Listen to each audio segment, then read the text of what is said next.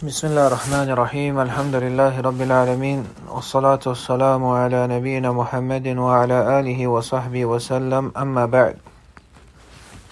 To continue in the study of تذكرة السامع والمتكلم of Ibn Jamaah rahimahullah, we reach point number 5 of the current chapter that we're in which the author rahimahullah discusses.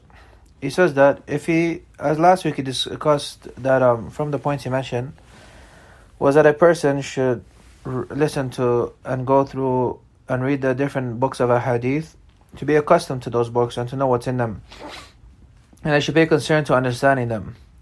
And we also discussed before the affair of memorization. So today he says, if that which is memorized is explained from if that which is memorized if that which is explained from the summarized books that he has memorized, then he makes precise, or he becomes strong in that which is in it from the different affairs and benefits. And after that he goes to the books and researching into books which are more larger than that, and always researching. In this point that he mentions, that when he starts to explain the books or go to the explanation of the books which he has memorized, which are summarized, shows that a person should pay concern to memorizing small books which are known to the scholars and are all-inclusive. So example, the scholars have outlined that you start off in At-Tawheed to memorize example Nawaqid al-Islam or Qawaid al-Arba' or Thalathatul Usul. Then you memorize these small books, these books which the scholars have outlined to be memorized. Then you memorize them, and then you go through the explanation of those books and you try to become strong in those books and try to understand them. Once you have understood those books and you memorize them, then from there on you go on to read larger books and to research in them. And he says that he goes to the different benefits and the more detailed affairs and the different sub benefits or the sub points that are mentioned in those books, not the foundational ones. And he tries to correct that which is confusing in it, or tries to become accustomed in correcting that which is confusing in it. And he also understands the difference between the rulings which are ambiguous from all of the other different sciences. The different rulings which are ambiguous from all the different sciences. He tries to understand these points so he becomes strong in regards to that knowledge that he has attained. And he says, should not look down upon any benefit that he hears, or should not look down or look lightly to any foundational point that he comes across, but rather he rushes to writing it down and memorizing it. This shows us befitting for a son knowledge to write these benefits down, for later on you may come in need of it, and if you have written it down, you know where you have written it down, you will come to that benefit faster and easier, especially writing it down helps with memorization of it as well. He says that the intent of the student should be that which is high. He should be high, should not have low aspirations, and he should not suffice himself with little knowledge whilst he is able to attain a lot of it. This is an important point. He should not suffice himself with little whilst he is able to attain a lot. And as the poet he said, that I did not see a defect from the defects of the people, such as the one who is deficient, such as the one who makes himself deficient was able to reach perfection. Meaning that if you're able to reach a higher status or more knowledge, then be from those who aspire to that, and do not suffice yourself with little and say, I have reached what I wanted to reach and that's it. If you're able to reach greater levels and go further on, then be from those who do so. And this is known in affairs of the dunya.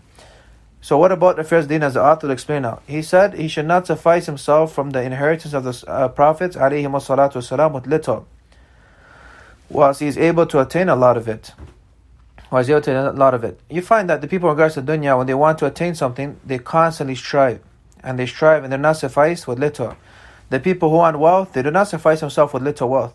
They constantly try to attain more. That's the Prophet ﷺ said, if you are to give a valley from gold, he will want a second valley. Similarly, you find that the people in regards to the sciences of the dunya, that they constantly strive and try to reach levels that have never been reached before according to them. Or they try to reach statuses or raise their knowledge to a point which they feel that no one else has reached before. A student of knowledge should not suffice himself with little and say that is enough for me. Rather, if he is able to strive and attain more, then he should strive to attain more. And he should strive to be from those who will end up, inshallah, being from the scholars. He should not suffice himself with being from one who is just a small student of knowledge. Rather, if he is able to, then let him continue in his path. For years later that come of him studying with the scholars, studying from the books, studying and memorizing, perhaps he may become from those who the Ummah returns back to. So he should not suffice himself with little whilst he is able to do more than that. And he said he should not delay attaining a benefit whilst he is able to attain it now. Or he should not occupy himself with false hopes and that he will later do it later on. For he says, indeed, leaving it off causes problems later on. And that if he were to attain it now in his present time, then he will attain a second benefit later on. This is important point that one should not leave off benefits. If you're able to attain that benefit now, attain it now. For as the scholars say, inna sawfa min jundi iblis, that sawfa I will do later on, and to delay stuff is from the soldiers of Iblis, the shaitan.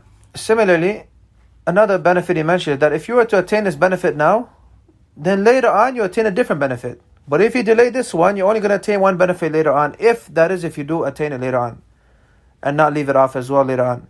So here, instead of attaining one benefit later on, you've attained one now, and you've attained a second one later on, so that makes it two benefits, which is better for an individual to attain more. And he said that he pays concern to his time, his free time, and takes advantage of it. And when he is energetic, he takes advantage of that. And whilst he is healthy, he takes advantage of that as well. And also the beginning of his youthful age. And also when his intelligence is strong, and that he does not have much things that preoccupy him before those things occur, or before he is prevented by some form of leadership. As Umar radiallahu anhu said, that seek knowledge before you become leaders.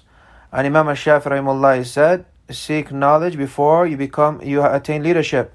For if you were to attain leadership, there is no way for you to attain knowledge. As for the first one, Umar radiallahu anhu, it's reported in Sahih Bukhari, and it is authentic.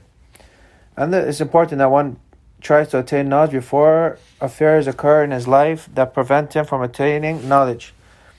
That prevents him from attaining knowledge of different aspects that occur in his life. Perhaps it may be concerning his health, or maybe they no longer has free time due to different affairs. So whilst he is able to, then let him spend his time and gain knowledge, not wasting his time. And the reality of the situation is that many of us that say we don't have free time to gain knowledge, we have free time. Some of us are busy and occupied watching YouTube video after YouTube video. Some of us who have been, Mother protects the youth, some of them have been trialed with constantly viewing TikTok, or constantly viewing Snapchat, or constantly viewing Instagram, or constantly viewing Twitter, or going from this site to that site, or he has his phone in his hand, he's going from one website to another website, from one group to another group, contacting this one down, and he says he has no free time. The reality is you have free time, but you're wasting your free time with that which does not benefit you. You are wasting your free time with that which does not benefit you. You go from one group to another group, one talks about soccer, the other one talks about this sport, the other one talks about this new clothing designer line that came out, and he's constantly busy and occupying himself with this, reading news about this sport and that sport, and reading this about that, and then new things that come up. And then you ask him, brother, why do you not gain knowledge? Or why do you not memorize Quran? Or why do you not memorize Hadith? Or why do you not do this? He says, brother, I have no free time. I come home from work, I work 9 to 5, I come home, and by the time I look at the time, it's bedtime. Because you spent the last 5 hours before your bedtime wasting your time on your phone. So it's important, especially the youth, that they pay concern to their free time and put off these different affairs that the shaitan uses to mislead the people and make people waste their time in such as the affairs of TikTok and Snapchat. And these are stuff that waste your time and do not benefit you. Rather, it causes more harm to a person's mental state before a person's physical state. Whilst he is constantly trying to please people and try to become like them, he's harming himself mentally and physically, and then later on he'll harm himself physically, as is well known from those people who have gone deep into those affairs. Some of them have committed suicide, and many of them have fallen into depression and anxiety and like this. So one should try to spend his time in benefiting and not wasting his time, and not make the excuse that shaitan gives him all the time, I have no time. Yes, you have time. Make time for that which is more important. Do not spend that free time that Allah has blessed you with, that which later on you will regret. Why? Because you're wasting it on things that have no benefit. Then the author rahimahullah says, he should warn himself, he should be warned or prevent himself from looking at himself by way of looking at himself as someone high and good, and that he is free from the scholars. For he says that is ignorance in reality. That is ignorance in reality. And this is something important, that some of the brothers or some of the students, you find that they say that I don't have to study with anyone. I don't have to study with anyone. Rather, I will study from the books myself and learn. And if I have a question, I'll go to, example, in Majmu' al-Fatawa and look. And I don't need to message the scholars, and don't need to do any of this. And this is something which is wrong. For a person is constant need of knowledge. He is in constant need of knowledge till he passes away. And he's in constant need of asking the people of knowledge. For that reason Allah says, فَاسْأَلُوا أَهْلَ الذِّكْرِ إِن كُنتُمْ لَا تَعْلَمُونَ. Ask the people of knowledge if you do not know. None of us are free from asking people knowledge. And if you think you are the most knowledgeable, that reality is ignorance. That reality is ignorance. If Imam Ahmad rahimahullah, who was Imam Ahlus Sunnah wal Jamaah in his time, Imam who is well known for his knowledge and his piety, and other than that, he used to walk by with the scholars of hadith, and it would be said to him by a man from the general folk, "Oh Abu Abdullah, until when will you be walking behind them, walking with them?" He said, "Until Mamat, until I pass away." Continuously gaining knowledge, he passed away, sitting with the scholars, sitting with the people of hadith, and benefiting. He says, if one thinks that he is free from the scholars, and he looks at himself highly, then that is in reality ignorance and not knowing. And he will lose more than that which he gains. And he says, preceded the statement of Sa'id ibn Jubair, that a man لا يزال الرجل عالما ما تعلم, that a man does not cease to be a scholar until he is still learning.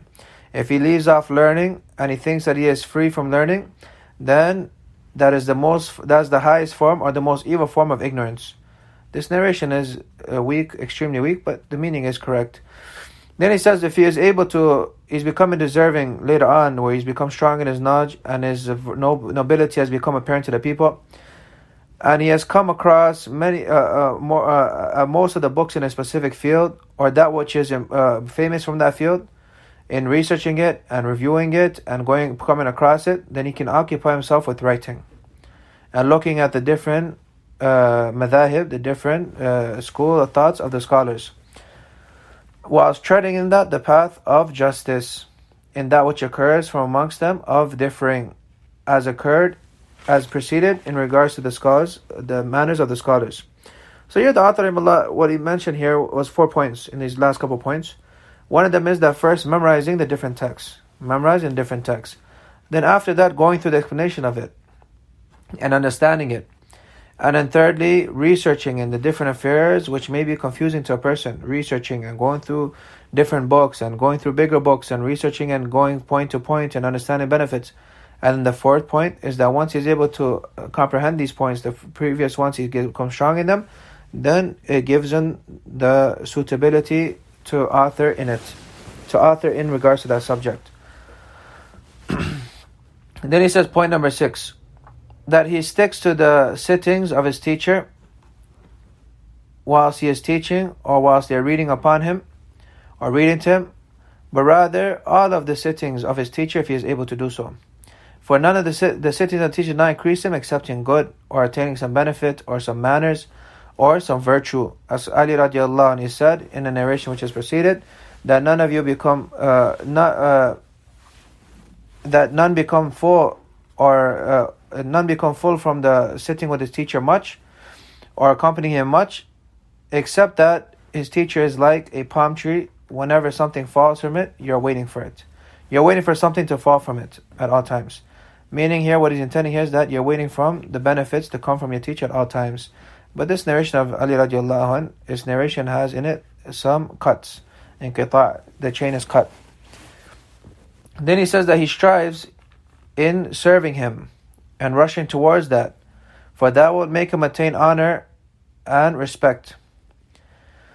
Now what is intended by serving the scholars I mentioned before is that serving this cause so long as that a person does not belittle himself and does not cause himself to be belittled.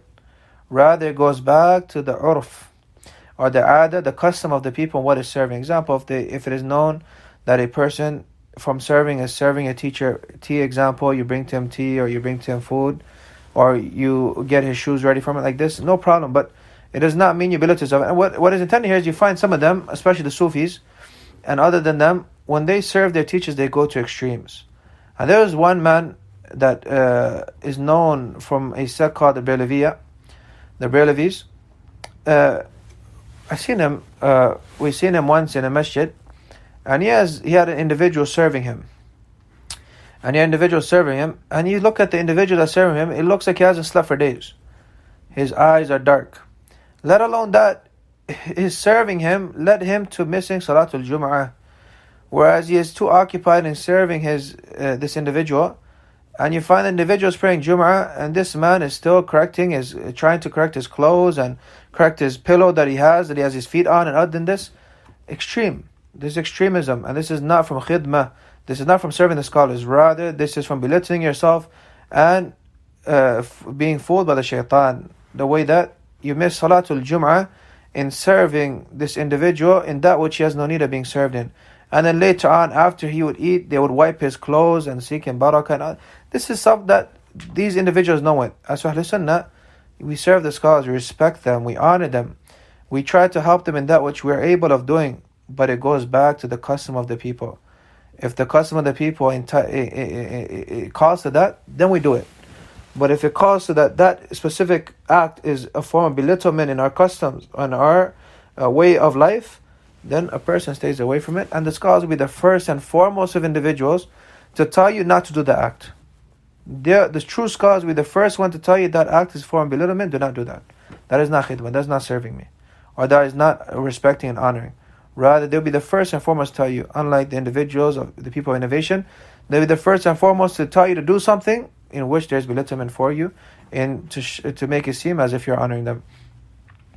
Then he says, he should not suffice himself in only attending the sittings of listening to the teacher, if he is able. Rather, that is a sign of not having a lot of aspirations and not having success.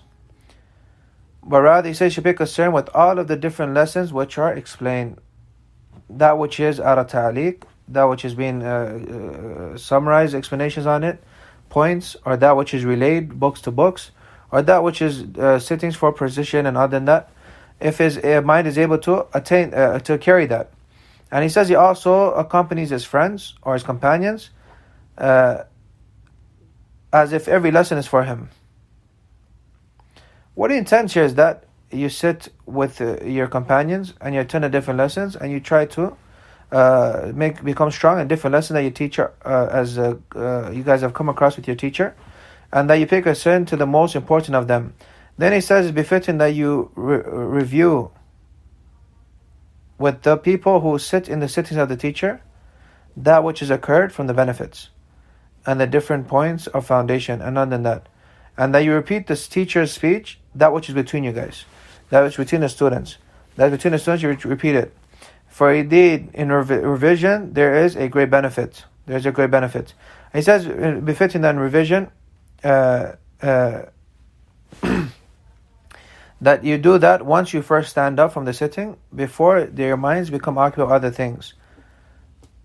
And then he says that Al-Khatib Baghdad rahimahullah said that the best time to review is the revision of the night time. He said a group from the Salaf, they would start with their revision from Isha, and perhaps they would not stand from revision until they heard the adhan of Al-Fajr, the adhan of Salatul Fajr.